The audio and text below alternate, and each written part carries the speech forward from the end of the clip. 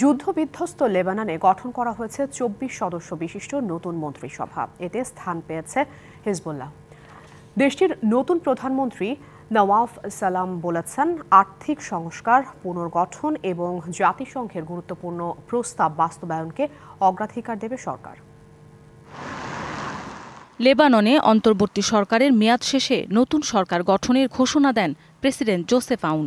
সরকার গঠনের অনুমোদনের পর নতুন প্রধানমন্ত্রীর দায়িত্ব নেন রাজনীতিবিদ, কূটনীতিক, ইন্টারন্যাশনাল কোর্ট অব জাস্টিসের সাবেক বিচারপতি নওয়াফ সালাম।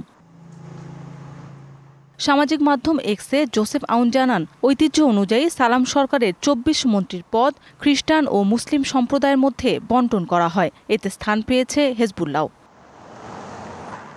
এদিকে দায়িত্ব নেয়ার পর নতুন প্রধানমন্ত্রী নওয়াফ সালাম জানান, লেবাননের আর্থিক সংস্কার, পুনর্গঠন এবং জাতিসংঘের গুরুত্বপূর্ণ প্রস্তাব বাস্তবায়নকে অগ্রাধিকার দেবে তার সরকার।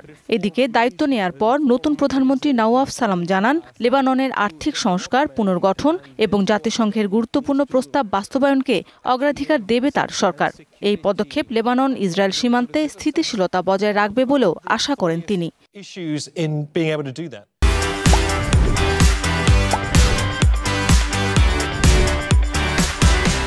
এদিকে লেবাননের মার্কিন দূতাবাস নতুন সরকারকে স্বাগত জানালেও মন্ত্রিসভায় হিজবুল্লাহর প্রভাব কমাতে কূটনৈতিক তৎপরতা শুরু করেছে। শুক্রবার মধ্যপ্রাচ্যে নিযুক্ত মার্কিন দূত মর্গ্যান ওর্তাগাস নতুন মন্ত্রিসভায় হিজবুল্লাহর অংশগ্রহণ সমর্থনযোগ্য নয় বলে জানান।